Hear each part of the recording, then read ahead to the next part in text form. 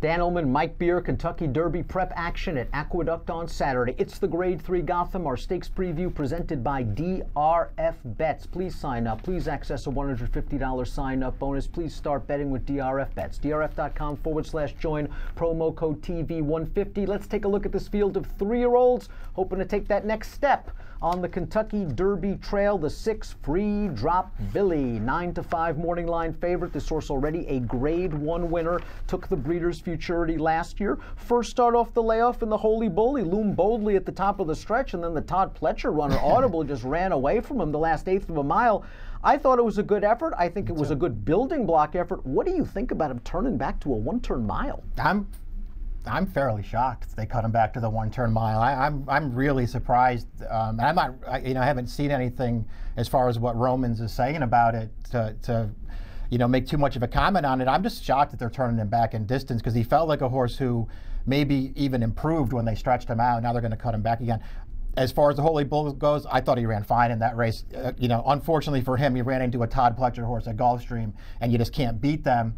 He had a pretty good finish of his own in that race, though, and was clearly second best. And if he runs that race here as he cuts back to the one-turn mile, I mean, he's just way the horse to beat. And I know that Romans won the Fountain of Youth last year with layoff. Horse promises fulfilled. Historically, Dale does better second off the layoff, as this formulator fact attests. Past 3 years, second off the layoff. 3-year-old dirt routers in graded stakes, 33%, and a big return on investment for Free Drop Billy. A horse that might be able to take advantage of a pretty contested pace up front. Yeah. Our friends at Timeform US, via the pace projector, have a red bar next to the pace projector. That indicates that the pace will be fast. And it could be set by the number 2 Cove Blue, who was third last time out to Storm Runner, a horse that had a little bit of trouble last time out in the Fountain of Youth. Yeah. He got out to an easy lead 2 back, going 1 turn, 7 furlongs, but against this kind of pace projector, against this kind of field, 30-1 seems right. Yeah, it really does. I mean, and it's hard to argue with the pace projector when you start going through the running lines of these horses. I mean, they're supposed to be going early in this race. That will not help this horse. I did like his win 2 starts back. 7 furlongs at Gulfstream off the layoff. He had a relatively soft trip on the lead in there, but I like the way he dug in the stretch. The top 3 horses on the pace projector, all double digits on David Aragona's morning line. The horse sitting in 4th that might trip out's the 9 Enticed. This horse was the beaten favorite in the Holy Bull last time out, but it was his first start of the year, and he ran well in the Champagne, going a 1-turn mile, 3 back. We'll get to the winner of the Champagne, Firenze Fire, in a minute. He won the Grade 2 Kentucky Jockey Club, beating promises fulfilled. He's an okay horse. I'm not sure I love him as much as a lot of other people, but considering his pedigree and his connections, maybe just a couple more races and he'll figure it out. Yeah, all those things are certainly true. I don't think he's the kind of horse, his Holy Bull wasn't the Free Drop Billy Holy Bull. Free Drop Billy actually ran well on the Holy Bull. This horse did not. There's really no way to sugarcoat his Holy Bull. He didn't run well in that race, but it's way too early to give up on this horse. He was a good 2-year-old. He certainly still has a chance to be a really good 3-year-old, and actually cutting him back to the 1-turn mile may not be the worst thing in the world for him. Firenze Fire's 1-turn mile races are superb. He won the Champagne when he got a really big pace set up, and he came and wore him down. Then in the Jerome, where he was just better than those horses, really game to run down Roman's trained runner 7 Trumpets. Yep. You know something? He didn't win last time. I was real proud of his effort in the Withers going a mile and 8. That's a pretty good horse, I think, Avery Island, especially at a mile and an 8. That's too long for Firenze Fire, but he never quit. Yeah, he really didn't give an inch in the stretch there. He couldn't gain any ground on Avery Island there, but he did not give an inch in that race. It was actually, I'm with you, I thought he ran actually probably as well as he could run at that distance, and obviously this distance really works for this horse. The 1-turn mile, it's just really what he wants. His Jerome, I know he only got an 86 buyer off the layoff in the Jerome.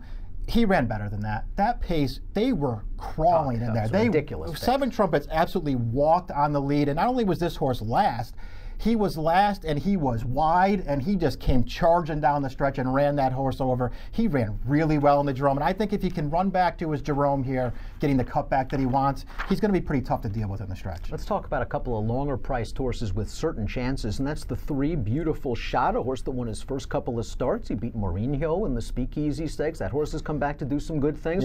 Last time out in the Bob Hope, I think that track really favored horses that were up close. Gravitas was able to wire the field. I know he came back back to win the Springboard Mile. Mourinho was close. He came back to win the Smarty Jones Buyers of 88 and 99 respectively. I wonder if Beautiful Shot was against the track a bit. It looks like he's going to get a pace. Keith DeZormo is so sharp. Yeah. A one-turn mile is a nice starting off point for this horse. I agree with all that stuff. He's the kind of horse, if he's a big price in this race, I think you might want to try and find a way to use him somewhere, because you have all the excuses that you just laid out for the Bob Hope.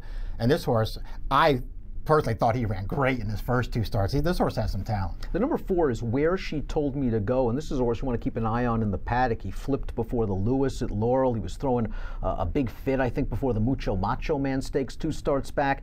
His trainers equipped him with blinkers last time out. He caught a nice weaker field going 7 furlongs. It was a good confidence boost. We have a positive formulator fact for this horse that's 15-1 on the morning line. 36% winners for 3-year-old last out winners on dirt over the past year. I think he's a cut below some of the bigger names in here, but he's done some good things. He's run a couple of really nice races. He just happens to, this Gotham, they cut it back to the one-turn mile this year, and it really helped this race. It came up really, really tough for a horse like him. Dial Operator goes out for Jason Service, just a phenomenal trainer, and both of this horse's sprint races are good. He's going to have to now stretch all the way out from 5.5 to a mile, but he beat a couple of next out winners last time out at Laurel over a wet track.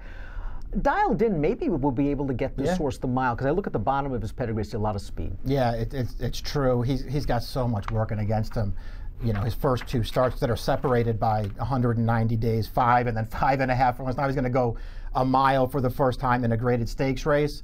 But if you haven't pulled up the replays of his first 2 races, do yourself a favor and pull up the replays of his first 2 races. This horse can run. The 7 is Old Time Revival. I liked his maiden win at Laurel back in December, and then I thought he was on a dead rail in the Whitley on January the 27th, where off of a little bit of a layoff, he was just hustled out of there, got on the inside and stopped. Last time out, they stretched him out to a one-turn mile. He was 1,000,000-1 against weaker horses, and he almost pulled off the upset. That's probably the best he can run. It's not going to be good enough to beat this field, but maybe with the right trip, you can crack your tries. Yeah, true enough. It'll be interesting to see what he does in here, because to me, he's in a lot of ways the real wild card for the race.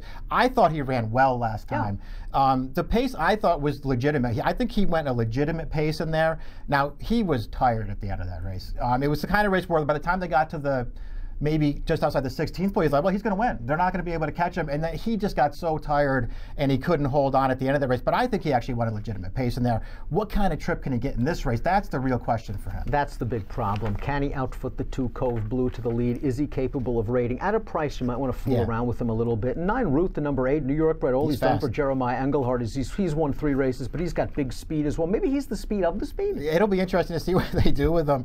You know, he got the win, the stakes win last time, where everything just went right for him. He got loose on the lead. The favorite in there, Empire Line, got a terrible ride and couldn't catch this horse. But his races 2 and 3 back, the first 2 wins on dirt, they're both better than they look on paper. I mean, he went such a fast pace 2 starts back when he won, and he totally blew the start in his first dirt race and still managed to win. This horse is okay. He's just been too tough in the Gotham. We're expecting a good pace in this race. We're hoping for horses that can come from mid-pack or a little bit further behind, capable of passing horses. As we see from our selections, they're logical horses. I'm going to go with the 6 Free Drop Billy. You're going with the 5 Firenze Fire. Free Drop Billy 8-5 on the line. Would you take the 5-2 on Firenze Fire, considering his affinity for this one-turn mile? Yeah, I think it's a fair price if you can get him at that kind of a price in here, because I really feel like this is what he wants to do. This is just one of those Gothams where I feel like the 3 favorites, you know, they're all legitimate horses. It's hard to take stands against the 3 favorites in here. If I was going to personally take a shot against them, I'd do it with Dial Operator, but he's got a lot working against him. You went 5-6-1-9 in the paper. I'm going to go 6-7-5-4. Free Drop Billy. Liked his race in the Holy Bull. Interested to see what he gets cutting back to a one-turn mile. Again, if you're playing this nice card from Aqueduct on Saturday, consider DRF bets. A $150 sign-up bonus will be deposited directly to your account upon signing up at drf.com/join when you use the promo code TV150. And approximate post time for the Gotham, 5:42 Eastern. Good luck.